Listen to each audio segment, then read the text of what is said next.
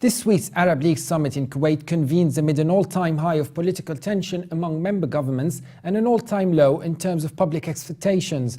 Let's see what the Daily Star in Beirut has to say about that.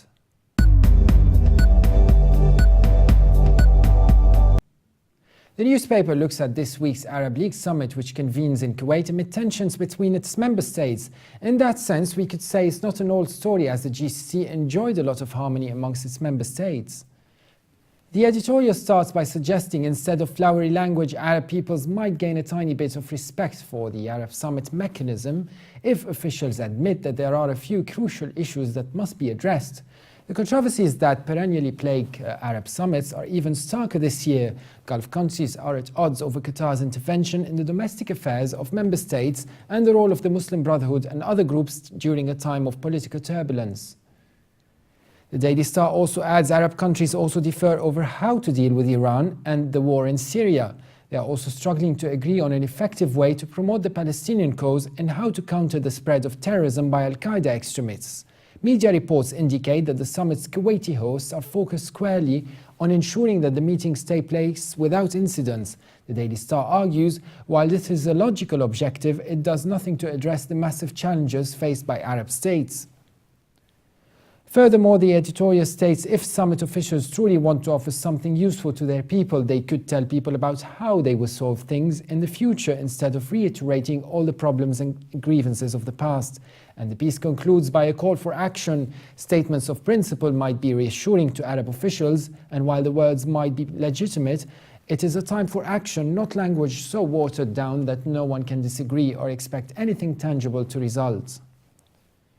It is indeed about time that the GCC get united, not only during summits and when the hosting state Kuwait's top priority is to ensure there are no incidents, then there's something really going on around, be it security threats or the threat of disagreement that the convening states want to keep under the table, which is not perhaps the best option.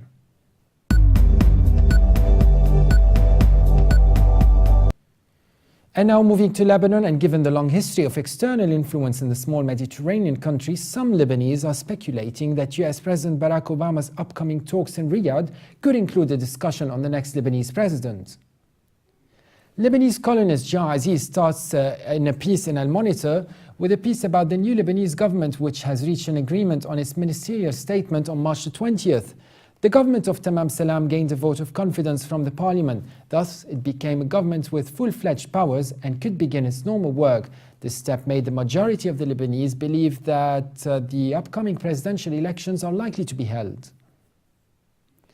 Aziz asks who will be the next president, who will choose our next president. Conspiracy stirs the Lebanese mentality given the foreign influence in internal affairs throughout the country's history, including mainly the US intervention. Bearing this in mind, the Lebanese look at any major milestones taking place outside their country with a careful eye and see them as linked to their own fate. Obama's visit to Riyadh is no exception. What added further impetus to their imagination about this visit is the fact that the current US ambassador to Beirut, David Hale, has lately managed to revive relations between the United States and the different Lebanese political forces, which facilitated his role in forming the government, which stalled for more than 10 months. Several ministers in the current government confirmed to Al Monitor that Hale had played a positive role in encouraging different parties to reach an understanding about the government statement. Before Obama's visit to the region, Hale had been in Washington to discuss matters with his administration. In the eyes of the Lebanese, this was the piece of the puzzle that completed the picture of the new external decision. Some have imagined that President Obama would be choosing the next Lebanese president during his visit to Riyadh.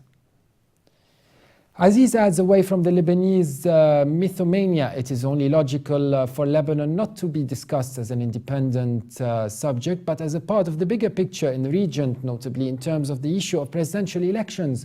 The bigger picture comprises until now 4 expected presidential elections or events that will restructure the power in 4 countries of the region in the upcoming stage, namely Lebanon, Syria, Iraq and Egypt. It seems that Saudi Arabia is directly concerned with these 4 milestones. Additionally, the disparity between the United States and Saudi Arabia over the situation in these 4 countries that are awaiting the process of power restructure is stark.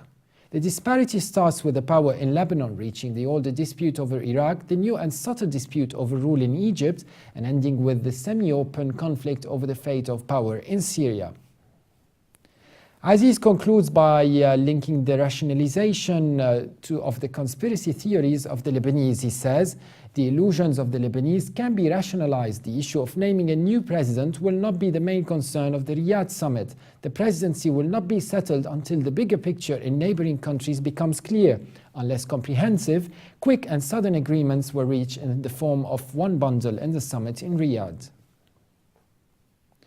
That was it for today, and for more updates, please visit levant.tv.